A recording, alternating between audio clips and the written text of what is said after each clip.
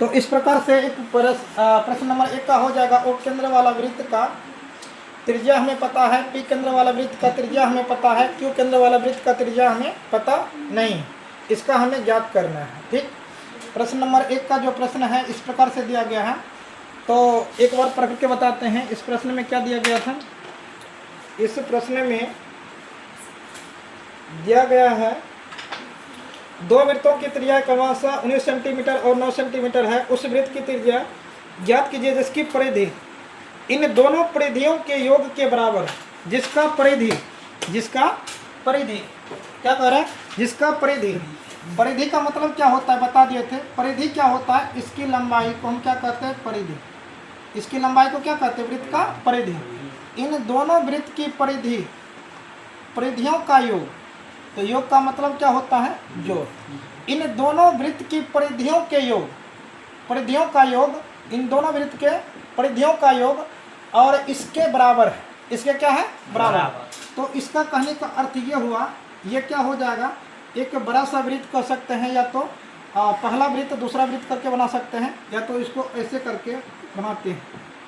बड़ा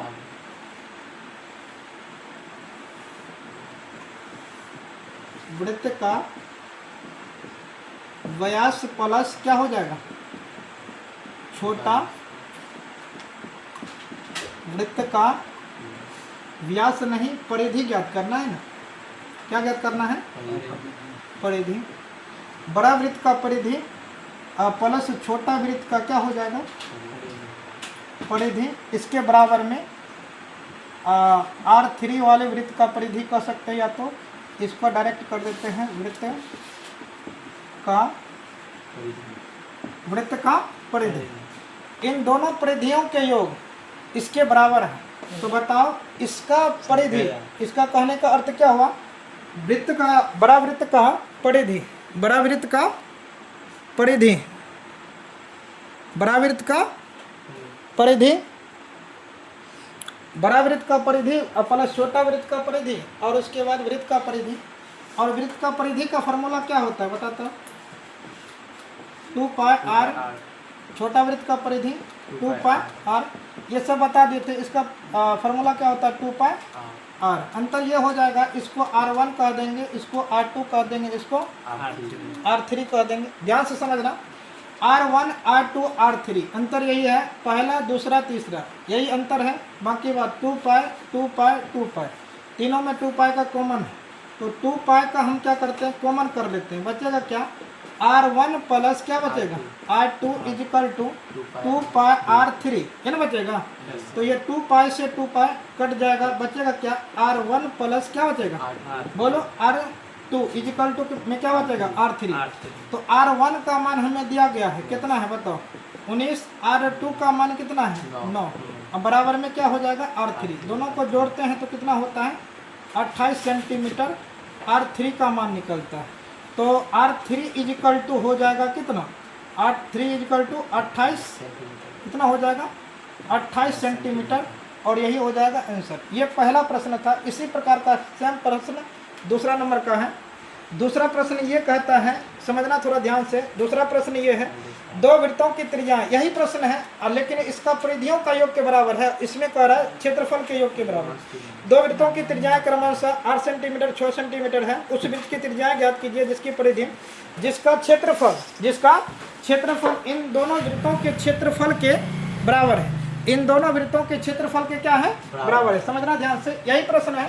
अब इसका कहने का अर्थ यह हुआ, इसमें भी एक वृत्त है, थोड़ा गोल नहीं बना, रहने दो।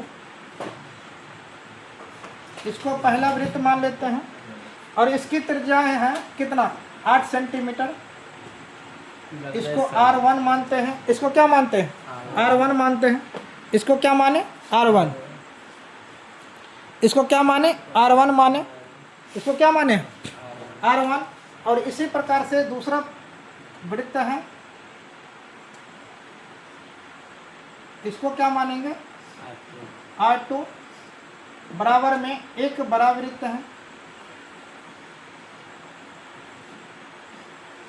इसको क्या मानेंगे, R3। इसकी त्रिज्याएं हमें दिया गया है 8 सेंटीमीटर। और कितना है 6 सेंटीमीटर, और इसका R3 का मान हमें ज्ञात करना है। R3 का मान क्या करना है? ज्ञात करना है। प्रश्न में है दो वृत्तों की त्रिज्या क्रमशः 8 सेंटीमीटर 6 सेंटीमीटर है, उस वृत्त की त्रिज्या ज्ञात कीजिए जिसका क्षेत्रफल इन दोनों वृत्तों के क्षेत्रफल के बराबर हो। तो दोनों वृत्तों के क्षेत्रफल का बराबर हो, इन दोनों वृत्तों के क्षेत्रफल का बराबर हो, इसका त्रिज्या भी ज्ञात करना है। ठीक, तो इस प्रकार से हम ज्ञात करते हैं। तो इसमें क्षेत्रफल का फॉर्मूला क्या होता है? ये क्षेत्र के वृत्त के अंदर वाले क्षेत्र को क्या कहते हैं? क्षेत्रफल कहते हैं। वृत्त के अंदर वाले क्षेत्र को क्या कहते हैं? वृत्त का क्षेत्रफल कहते हैं। तो इसका क्या हो जाएगा? पहला वृत्त का क्षेत्रफल ऐसे करके लिख देते हैं इसमें, पहला वृत्त का क्षेत्रफल प्लस दूसरा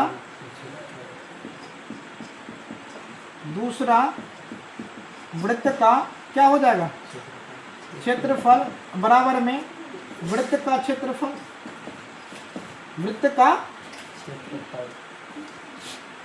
यही हो जाएगा ना, वृत्त का क्षेत्रफल। दोनों का योग, क्षेत्रफलों का योग इसके बराबर हो। तो वृत्त का क्षेत्रफल, पहला वृत्त का क्षेत्रफल बताओ, वृत्त का क्षेत्रफल का फॉर्मूला क्या होता है? वृत्त का क्षेत्रफल का फॉर्मूला बताओ क्या होता है? पाई आर स्क्वायर। इसका क्या हो जाएगा? पाई आर स्क्वायर। समझो पहले बढ़िया से, यहाँ पर क्या हो जाएगा? पाई आर स्क्वायर। अंतर क्या हो जाएगा? इसको पहला वृत्त, इसको दूसरा वृत्त, और इसको क्या कहेंगे? तीसरा वृत्त कहेंगे। अब थोड़ा ध्यान से देखो, अंतर बस यही है, पहला दूसरा तीसरा, अंतर यही है ना, पहला दूसरा तीसरा का ही अंतर है, पहला दूसरा तीसरा का ही अंतर है, आर का ही अंतर है। पाई तीनों में क्या है? सेम है, बराबर है। तो पाई का कॉमन करते हैं, इसमें पाई का क्या करेंगे? कॉमन कर लेंगे, बचेगा क्या? R1 का स्क्वायर प्लस क्या हो जाएगा? R2 का स्क्वायर बराबर में क्या हो जाएगा? पाई R3 का स्क्वायर। ये पाई से पाई खल्लास हो गया, कट गया ना, बचा क्या? R1 का स्क्वायर प्लस R2 का स्क्वायर बराबर में कितना? R3 का स्क्वायर। तो थोड़ा ध्यान से देखो, दूसरा नंबर का प्रश्न में थोड़ा ध्यान से देखो, R2 का मतलब R1 का मान कितना है? R1 का मान कितना है? हाँ, 8 सेंटीमीटर, 8 है ना, R1 कितना है? 8।